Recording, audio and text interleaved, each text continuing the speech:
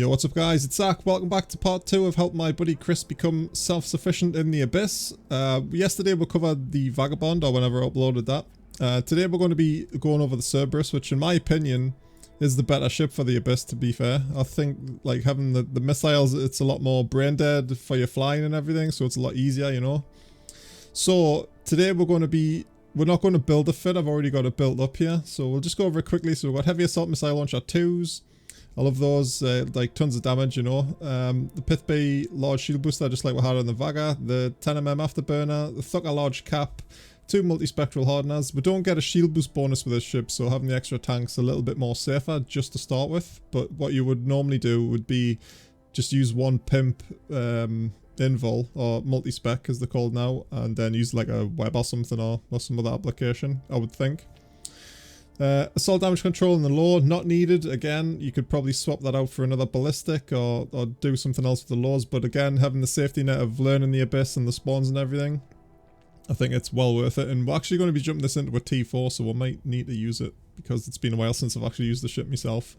And we've got the true Sanshard power diagnostic system again, just to help with the fitting, because the fit's mega tight, guys. We've actually got a 603 implant in as well.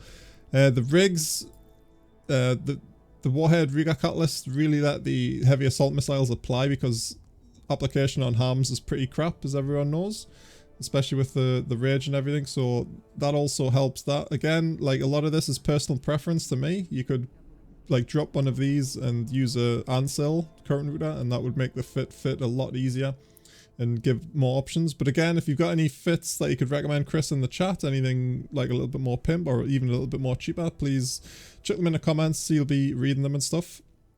And as for implants, guys, we're just rocking some cheap ones again.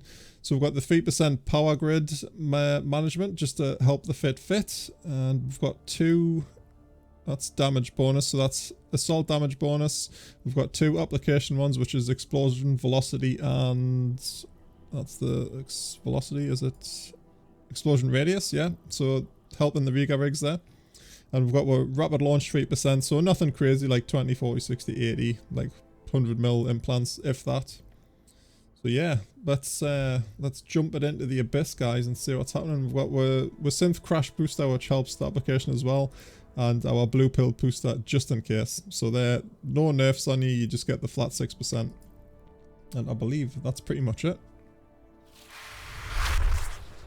Right guys, that's us in the Raging Exotic here. So this is a level 4 or a tier 4 exotic. Switch ammo here. So there's going to be a lot more NPCs, dude, to deal with, but we should be fine as long as we fly properly, right? So you notice these drones are already taking damage, and that's from the suppressor thing here. So if I put my drones out, they'd get wrecked. So if we fly towards this is going to take out a lot of the small stuff really easy for us. And then we've got the 1 battleship. So these, oh, we're getting webbed. So yeah, we need to take a little bit more care of what we're focusing here. Not that it's going to matter too much. So yeah, the missile's struggling a little bit there. So let's just start working our way over towards the battleship. Get rid of these. Oh, should be shooting this guy. Not really too fussed about getting target paint and stuff. We are losing a little bit of damage from the guidance disruption here though, so 6 and 2 what you want to go for. But these abyssal overmind battleships, they've just got so much tank, right? So the reason we're doing a exotic as well is because there's a nerf to kinetic damage or kinetic resistance. So the Cerb gets the actual bonus to kinetic missiles. So it makes sense to run this in here. We're not massively cap stable compared to the Vagabond. I think we're only like 40% or something. So you've got to watch out for the starvings and things if that becomes an issue. There we go. So we can switch to a rage now. So we'll be applying like all the damage to this guy. We'll get with drones onto the can. So fairly straightforward, this one. Come on, drones. We'll do nearly 800 damage, 800 DPS I think with the rage, which is pretty nice. We can actually double check that right now. So 795 damage with the implants and everything, which is pretty cool. Get the drones on them as well, why not? And the range is actually rather good as well. So we've got like 38k with the Tech 2 ammo, which is alright. So that's the hardest hitting one for these big battleships and things. So we should just be able to swing around next to the gate here, stay within range. In fact, we could just orbit 500. Again, not going for the outer cans. Not really worth it in my opinion. We'd probably just lose range anyway if we went for it, yeah. Oh, oof, these take a while to chew through, right? But yeah, T4's, I mean, the step up from T2, T3, T4, T5 is actually quite a lot of... It's quite a lot of difference in the loot and also the difficulty, right? So again, there's just a lot more NPCs the further you go up the ladder. And you've got to really watch out for these like clouds and stuff as well. So we're getting a lot of like nerfs from the clouds and shit. But if you want more info on all that sort of stuff, I'd definitely recommend checking out Ace's vids. Because I'm not going to go into like the depth he goes into the vids and stuff, because he knows what he's doing way more than what I do. But yeah, you can see these guys have got like so much tank. I mean, don't be afraid to like overheat and stuff as well. There's absolutely no need to be scared of that. And also assault damage control as well. Again, could be switched out for more damage or whatnot. So we've just hit the other cloud there, so we've got an actual penalty to shield booster bonus and duration as well. So keep an eye for these clouds. Try and stay out with them if possible. There's some really bad ones where you get like the turrets have got really good tracking, like 60% tracking, and if there's a big battleship there, it's just going to like apply to you the whole time, which pretty much sucks. And I should have reloaded me Caldari Navy ammo there. That was a mistake. Just for the small stuff. We'll see how it applies. See what room we've got next. So we've got Deep Watchers again. So these are another two like super tanky battleships, which aren't going to be a problem. It's just they're going to take a while to kill, right? So I might have to jump cut this one a little bit. Gonna get the drones out. What's our range with this? So we've got 46, so I can start shooting these guys. So you can see we're target painted as well. And we're actually getting quite a bit of a big alpha there. So we'll get the drones on the cache as we kill these guys. I think we're actually out of range there. Yep. Go for this guy instead. The drones. We'll keep going for the loot. You're doing jack shit to these guys, aren't we? Might start on the battleships and just let the drones do the thing there.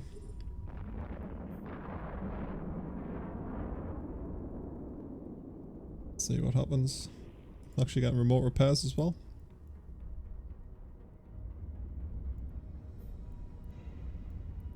Right, got the loot. Start bouncing over here. So again, just keep your transversal up if you're worried, but you shouldn't be an issue. There we go. It will be a lot easier to kill, so we can literally just orbit the gate really. We've hit a speed cloud there as well. You've got to really watch them because you don't want to be flying out of the barrier. That's probably why they're like so far away from the gate. So I might need to go back a bit. Man, these guys aren't the harm application, man. This is why if you pimp one of these invulns, get a web, it becomes much easier. But we're in the cloud as well, so we'll switch off for AB. Actually going for me drones now as well. Switch that off, so that'll slow it down just a touch. So one of the reasons why we're not killing these quicker is because they're going so fast in this cloud, right? Oh, lost with drones, it's fine. Right, now we can switch to the Rage. Start working on these battleships. So yeah, I was wondering why it was they weren't applying too good. But now I found out. So we're going like over 1,000 like without the AB on because of the cloud. So we're going to kill these and then yeah, we're going to cut because it's going to take ages. Right, those guys are dead, so let's jump into the next one. Oh, missed me reload. So that's 2 easy rooms, although it does take a bit of time to chew through the actual tanks, right? So let's see, and we've got this one. So again, this is a pretty easy one. Let's kill these ones that are going to be damping us and reducing our DPS. So we're probably going to need Navy for this. Because all the small shit. Looks like there's actually a suppressor there as well, so... Could lead them down there. So we'll kill the Fogcaster first. He's making that a little bit more difficult for us. So you'll notice they do actually do a lot more damage than the T3s in this one. And the T5s, they really fucking hurt as well sometimes. So yeah, actually we might just fly down this way. We can use the Abyss to advantage here. We'll get the loot first. Double click past it so we don't stop. Hang on a bit. So we're going to get our loot and we're going to fly towards this suppressor thing. Which will speed it up just a touch. They are dying pretty quick though. No speed clouds here. Which is nice. So by the time we get to these last few, they'll be pretty much dead. We'll just keep queuing. So yeah, pretty not like great spawns to show you there. I would have preferred getting one of the like the Pro Triglavian ones just to show you. But yeah, just be a little bit more aware of the cap and everything with this. And remember, this is a T4, Chris. So I mean, again, just start with the T2s, T3s until you get like mega comfortable with the spawns and everything. And then you'll be good to go, you know, for doing the T5s and stuff. And you can get a really cool, although it's very expensive, T6 fit for these that Gustav did.